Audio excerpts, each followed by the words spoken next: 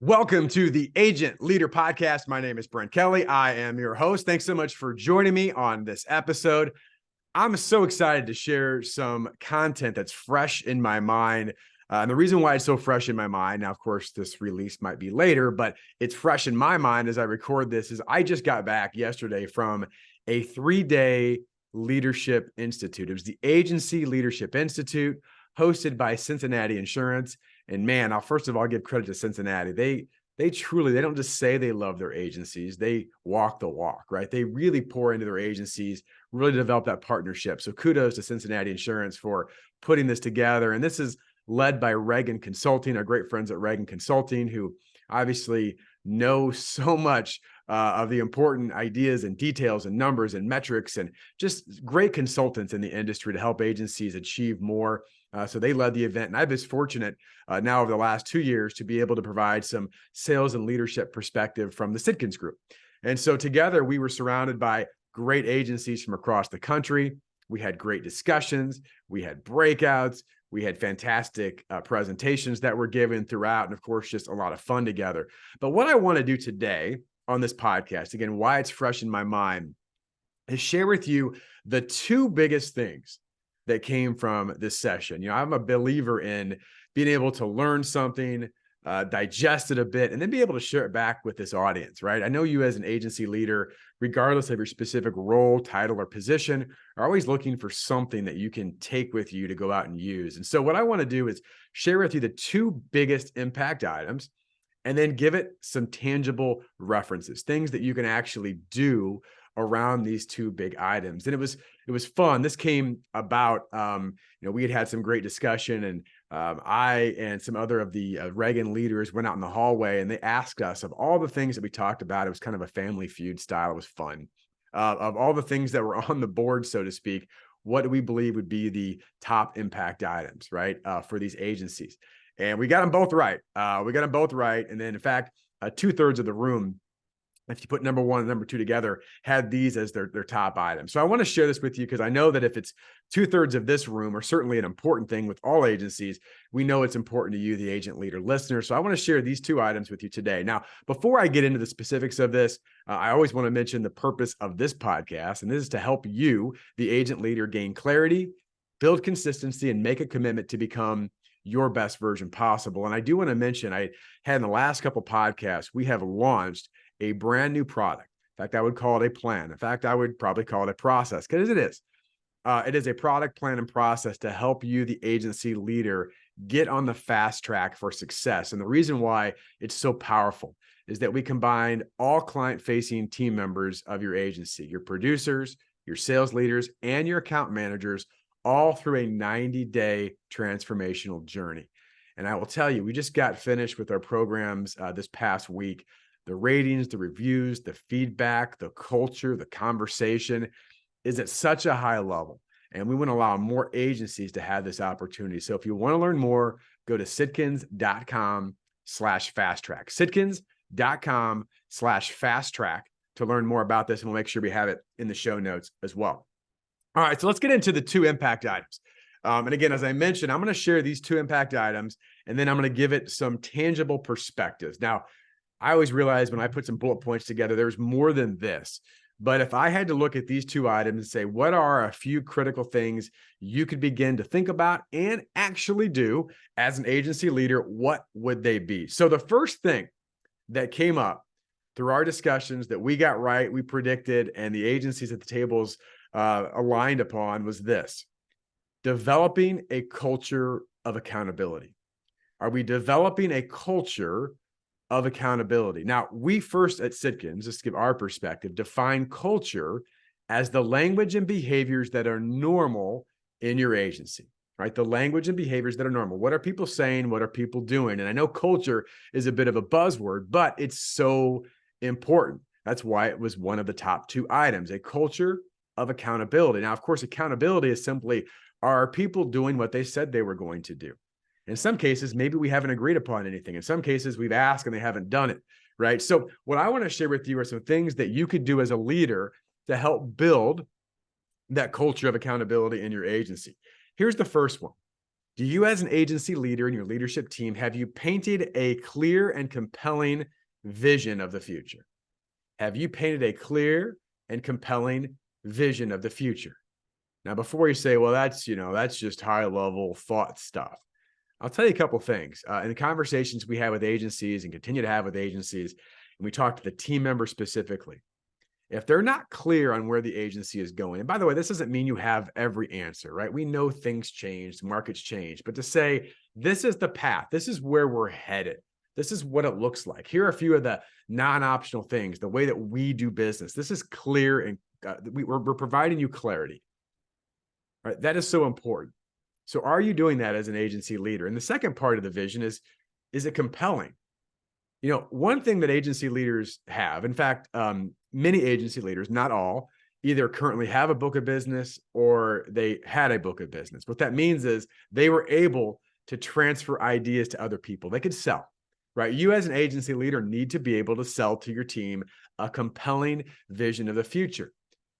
I remember years ago when I was talking to one of my mentors, fantastic mentor, I said, I keep talking to people and they say they're not interested. Now, again, this isn't more of a sales conversation, but you as an agency leader are consistently selling a message to your team. And he said, are they not interested, Brent, or are you not interesting? Right? Are you not interesting? So part of this is your message to your team interesting? Would they care? And I know you've got different personalities on your team, so not everyone is going to react the same. But if you were telling a story of your agency, is it a good story? Is it an exciting story? Or is it, I don't really have one, or if it is, it makes me fall asleep, right? So paint a clear and compelling vision. Second bullet point about a culture of accountability is this: you can't manage or lead air, right? You can't manage or lead air. What do I mean by this? You have a lot of conversations, right? Certainly with your team members, right? We should do this. We could do this. Are you doing this, right? Those happen frequently. The problem is they're spontaneous conversations. They're not defined and documented. And if you are trying to manage, or as I believe, lead with influence, just random conversations, you're going to be consistently frustrated because the person that you think should be doing something probably doesn't even know in some cases, or doesn't remember, or it's easy to forget, right? In that vantage point. Or you might forgot what you said. I don't really remember. It was important. You get to the end of the year and now you're both frustrated. I thought you said this. I thought you were going to do this. I misunderstood this. So let's have it clear that's defined and documented that we're not managing or leading air. And the last thing I want to share in this particular area of culture of accountability is understanding that there are the vital few versus the trivial many. Now, we talk a lot. In fact, during the ALI session, one of my presentation, I talked about the power of 80-20. And you've heard me talk about this on this podcast before if you were a longtime listener. Right? We know that 80-20 is real. Well, it can be applied in so many areas, including leadership. Right? There is 20% of the things that you talk about as a leader, that you communicate as a leader, that's going to give you 80% of the impact, the results that you want. So often, though, as agency leaders, we think we need to talk about everything all the time to everyone. And what happens, it all gets washed out. It all gets drowned out. There's too much to process, too much information, too much, at least too sporadic communication. So be able to say, these are the vital few things that our agency is going to be working on, right? That we're going to be doing, that are the key behaviors, the key processes, whatever you want to call them. But this is our core, right? This is what we're about. And, here's what happens. And I talked about this at my table when we all had a chuckle about it because it's true. I know that I personally struggle with this. I know it. I'm aware of it. I'm working on it. But I struggle with it because there's always another idea. There's always another shiny object. There's always another thing that we could do. I heard this. I read this. I saw this. Now, you could use that maybe to enhance the core focus, but not to divert the attention to what really matters, right? What we're really trying to accomplish. And the story I told at the table is this, is that, so often as agency leaders, you'll have a new idea, a new flavor of the month, whatever you want to call it. And after a period of time, your team knows that you're going to forget about it. So they wait till you leave the room and they look around each other and they say this: don't worry, this too shall pass, right? And they go back and doing whatever they want to do. So we never get that culture of accountability because they don't need to be accountable because you're just going to forget and change your mind anyway. So the three things here again is, do you have a clear and compelling vision? Do you have the roles and responsibilities defined and documented, or are they just random conversations? And number three is, do you have too many things to think about? Is it the trivial many, or do you have the vital few things that are consistently communicated in your agency? By the way, one more mentorship lesson that I heard, and I love this, is that oftentimes one of the problems when we have the vital few is that we feel like we say it too much. We've said it too often. I had a mentor years ago who said this: as a leader, the minute you think you've over communicated something that's important, you're probably getting close, right? You're probably getting close, because we need to reinforce, reinforce, reinforce. All right, second item I want to get into that we talked about was this. The biggest frustration or area of impact was recruiting, training, and leading new producers. And I would say existing producers as well, but recruiting, training, and leading new producers.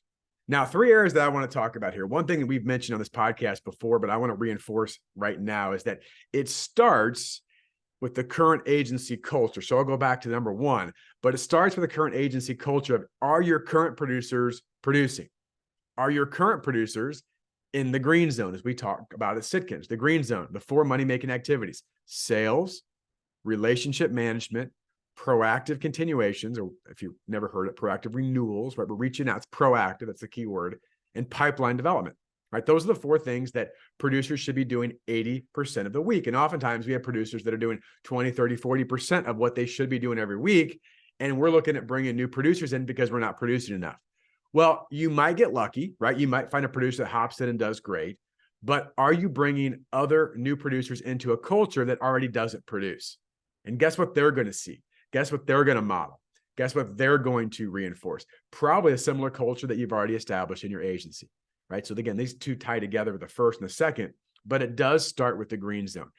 The greatest producer recruiting method is to get your current producers to start doing what they should have been doing in the first place, to produce, right? It starts with that. So that's the first part. The second thing is this, and I kind of go back to what I mentioned in the first bullet point about managing and leading air, but I do think this is important too.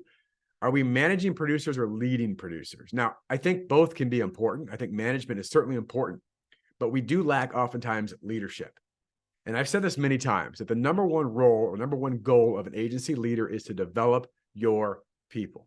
Is your agency a culture, back to that word again, of development, right? If you want to recruit, you want to train, you want to lead, and I'm going to add a fourth, you want to retain producers, do you have a development program?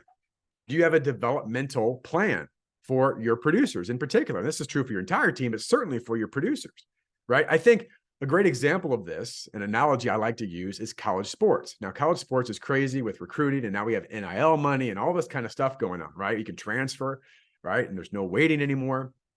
That creates issues. It also creates opportunities. What do I mean by that? Well, maybe you're not a college that's the highest level blue blood, so to speak, right? You don't have all the cachet, but you're trying to grow and get the right people. Well, one of the things that a lot of college athletes, not all, but will understand and resonate with is, hey, listen, we may not be the biggest today, but what we do is we have a specific development program that you're going to leave this program a far higher level athlete, more opportunities, more options than when you got here, right? And if you're able to tell that story and, of course, back it up, you will better be able to recruit and lead, and I'll add the word retain, the best talent, right? So that's important.